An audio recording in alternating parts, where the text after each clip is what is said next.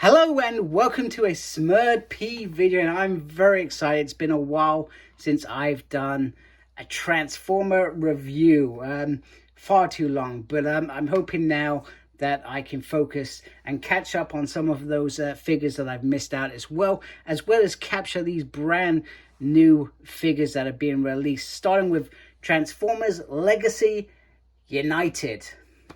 Sounds like a football team, right? And more importantly, very excited, Beast Wars Universe Tigerhawk. I tell you what, this is like a dream come true, because Tigerhawk, when I collected those original toys, or tried to recollect them many years later, when I was a full grown up, this was one of the hardest ones to get out of all of them. And so very, very chuffed that this has followed in Transmetal 2 Megatron's footsteps. And it looks that I'm already excited, and I've not even opened the box. So on the side we have 40 years. So we have many of the characters come. We got I can't say it now.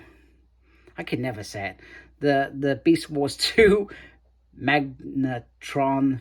Yeah, that's complete right. Anyway, doesn't matter. He's coming out at some point in the year. You got Snar in the back, which I pre-ordered. You got the little Galvatron. I had that Energon figure. I love that figure as well. You got this pirate dude who I've got on the way. Windblade, which is hopefully going to arrive soon as well. And then I think they did a rock creature, which I haven't ordered yet, but at some point I will. So 43 steps to transform Beast Wars Universe. Promo shots.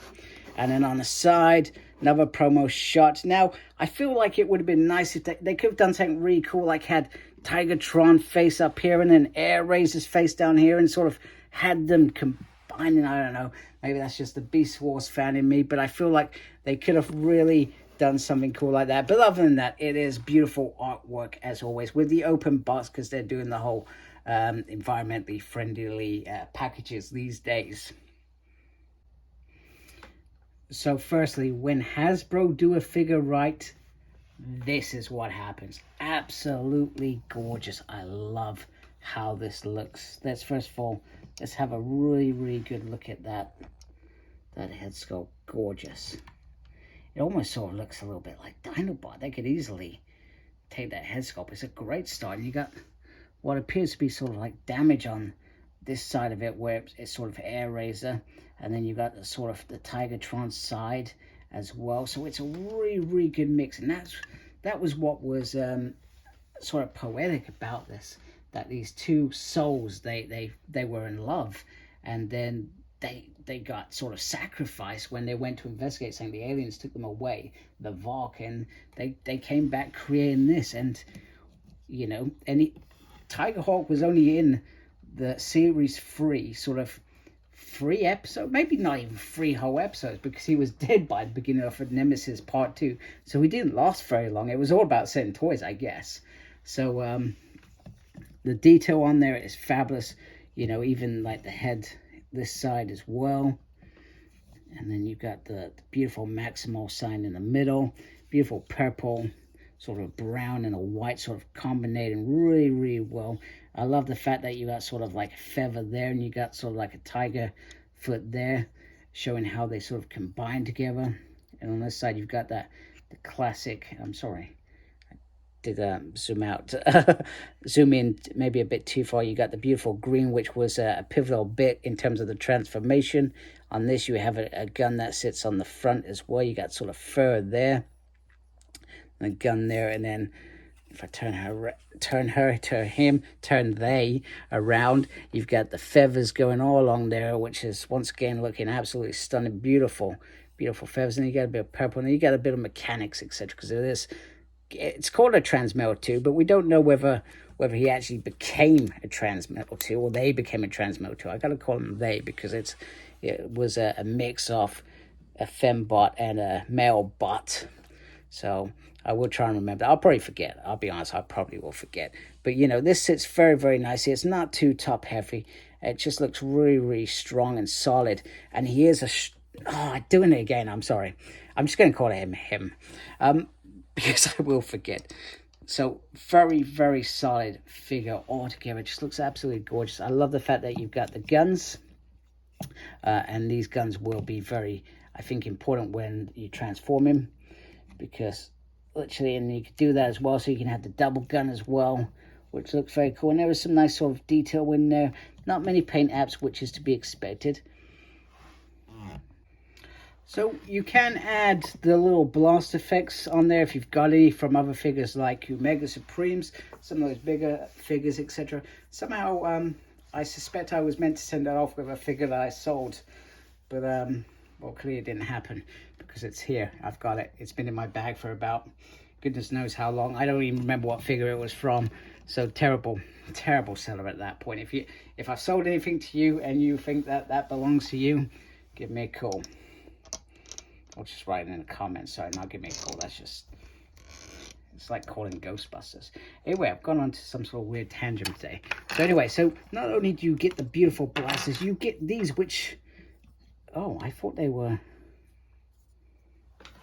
I must have, there you go. You get two of these, which I think are great. So if you think about, in particular, Silverbolt and Beast machines, I think he just started throwing feathers at everybody. I don't think Tigerhawk did, but I feel like they are very, very cool. And you can do lots of cool sort of ninja things with them if you want. They do look very, very beautiful. You know, you can chop off some Pred heads, etc. And sorry, I just knocked my my stand. So they are a very, very nice addition. So before I transform this beautiful figure, I am going to try and do articulation. And fingers crossed I can do that without any issue. So the head can carefully go all the way around. You do have these which you can lift up if you want. Not sure why you would, but I feel like that could, you know, you could really get some sort of growling going on there if you wanted to.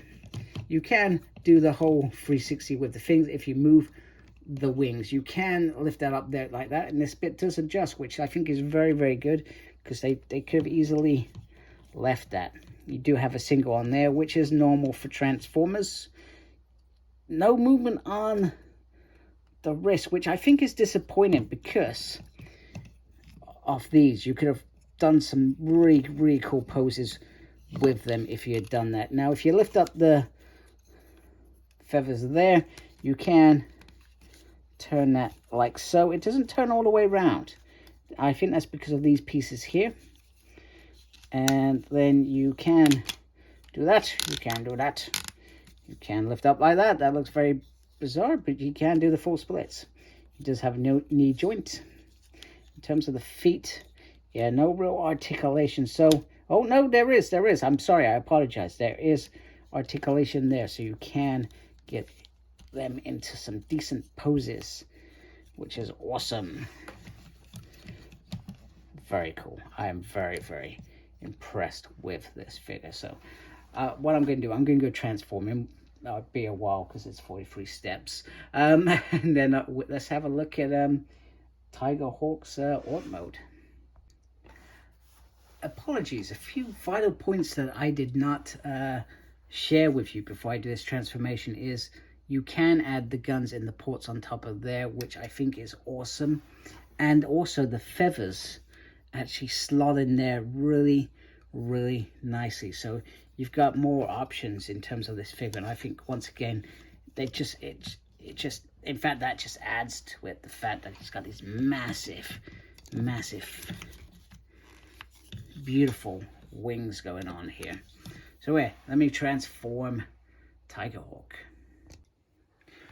Okay, here is the Ort mode for Tigerhawk, and it is very good. I did struggle with one piece, which was this piece, which you have to literally get the arm in there so tiny. You've got to connect that, and it just wasn't coming for me. It took me ages. I was frustrated, but other than that, the transformation isn't that difficult. There's lots of ups and downs and turning around and all that sort of thing, but other than that, it looks really good.